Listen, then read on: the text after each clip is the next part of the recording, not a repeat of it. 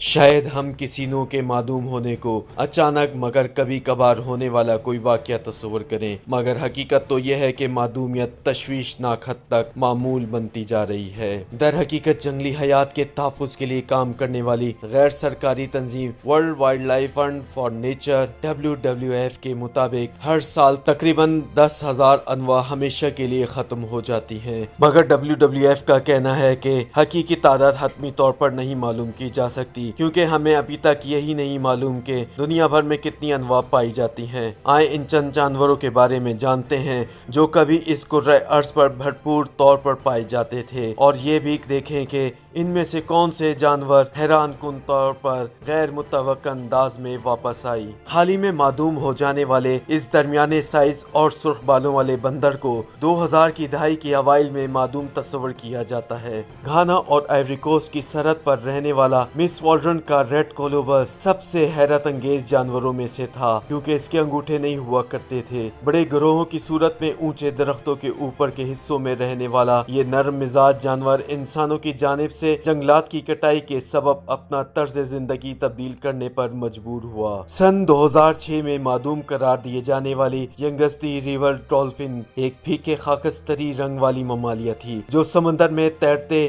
اپنے کزنز کے مقابلے میں نسبتاً کم پروقار دکھائی دیتی۔ اس کے سادہ جسم کے نیچے انتہائی ارتقا یافتہ ایکو لوکیشن سسٹم موجود تھا، جو کہ دیگر ڈولفنز کے مقابلے میں کہیں زیادہ برتر تھا۔ اس کا یہ نظام اتنا باریکی سے کام کرتا تھا کہ یہ اکلوتی مچھلی تک کی لوکیشن معلوم کر سکتی تھی، مگر اس کی یہی حساسیت اس کے لیے اس وقت خطرہ بنی جب دریا مچھیروں کی کشتیوں، کنٹینر بردار جہازوں، ٹرالروں اور انسان کی پھیلائی گئی آلودگی سے بھر گیا۔ اس شدید مصروف ٹریفک سے گھبراہٹ کی شکار ہو جانے والی ینگزی ریور ڈولفن کے پاس بقا کے لیے کوئی آپشن موجود نہیں تھا۔ خطہ کیریبین کا یہ مقامی دریائے بچڑا کسی زمانے میں وسطی امریکا کے مشرقی کنارے، جنوبی امریکا کے شمالی ساحلوں اور خلیج میکسیکو میں پایا جاتا تھا، مگر اس کی چربی میں پائے جانے والے تیل کے حصول کے لیے ان کا بے رحمانہ انداز میں شکار کیا گیا، جبکہ ان کی غذا بننے والی مچھلیوں کے بے تحاشا شکار کی وجہ سے بچ جانے والے دریائی بچڑوں کے لیے خوراک کی کمی ہو گئی۔ انہیں آخری مرتبہ 1952 میں جمیکا اور نکاراگوا کے درمیان سیرا نیلا کنارے کے قریب دیکھا گیا تھا۔ یہ معصوم سا نظر آنے والا سیپ 2006 تک امریکی ریاست الاباما کے دریائے موبائل میں پایا جاتا۔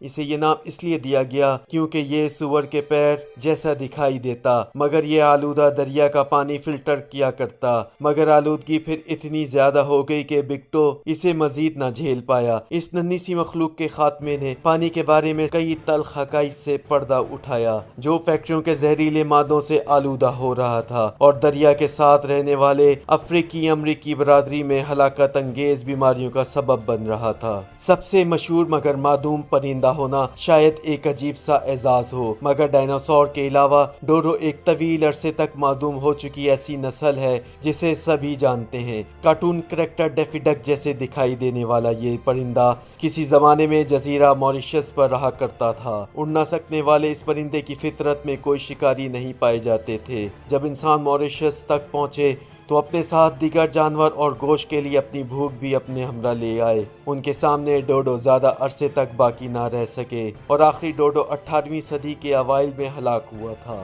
اسٹیلر سیکاؤ سمندری گائے میناٹی اور ڈوگونگ کی طرح ہی نظر آتی، مگر یہ ان سے کہیں زیادہ بڑی ہوا کرتی۔ اسٹیلر کی سمندری گائے کا سائز 9 میٹر تک بھی ہو سکتا تھا۔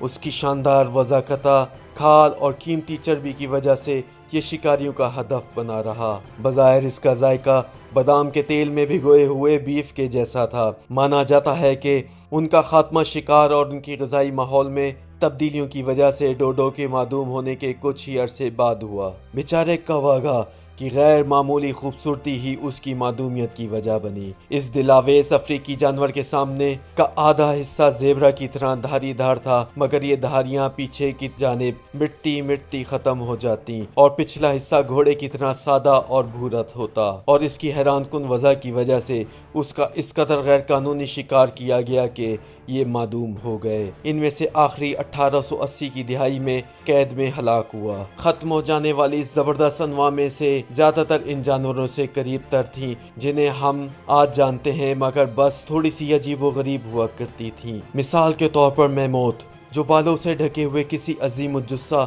ہاتھی ہی کی طرح تھے۔ اسی طرح آئرش ایلک یا آئرش ہرن آج موجودہ ہرن جیسا ہی دکھائی دیتا ہے، فرق صرف اتنا ہے کہ یہ 2 میٹر تک بلند ہو سکتے جبکہ ان کے سینگوں کا پھیلاؤ 3.65 میٹر تک ہوتا۔ ان کا خاتمہ تقریباً 7700 سال پہلے ہوا اور ممکنہ طور پر اس کی وجہ شکار اور تبدیل ہوتا ہوا موسم بنا۔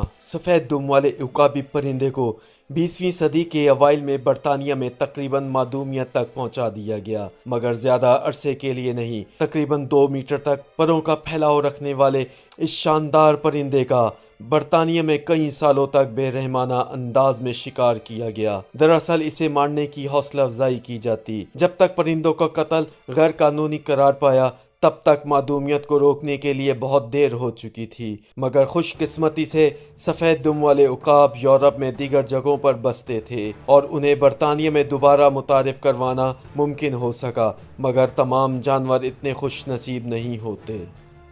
یوٹیوب پر گوگلی ٹی وی دیکھنے کے لیے youtube.com کی سرچ بار میں گوگلی ٹی وی ٹائپ کریں۔ گوگلی ٹی وی کے پیج پر سرخ رنگ کے سبسکرپشن والے بٹن پر کلک کرنا نہ بھولیے۔